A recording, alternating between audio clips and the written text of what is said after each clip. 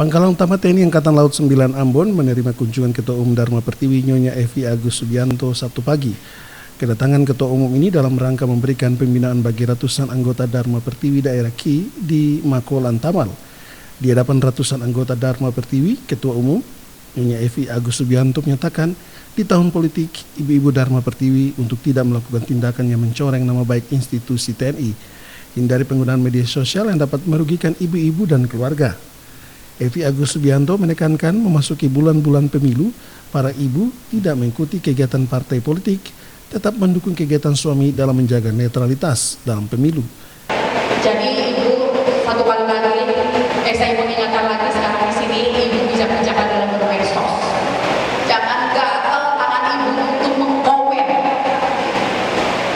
Walaupun misalnya itu menghujat kita sebagai TNI, biarkan saja. Ada yang berkewenangan sendiri untuk menjawab itu, biarkan aja.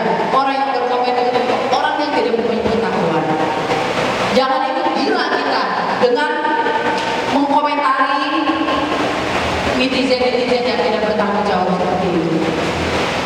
Ibu-ibu ingat, kita baik di organisasi tidak pengaruh pada suami, tapi kita rusak, kita jelek atau kita membuat kesalahan, selesai sudah, saat itu juga hari suami. Mau begitu?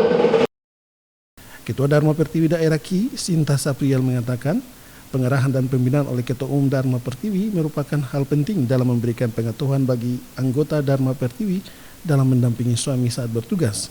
Sinta Sapriel berharap para ibu-ibu untuk tidak melakukan tindakan yang dapat merugikan karir suami saat bertugas di masing-masing kesatuan.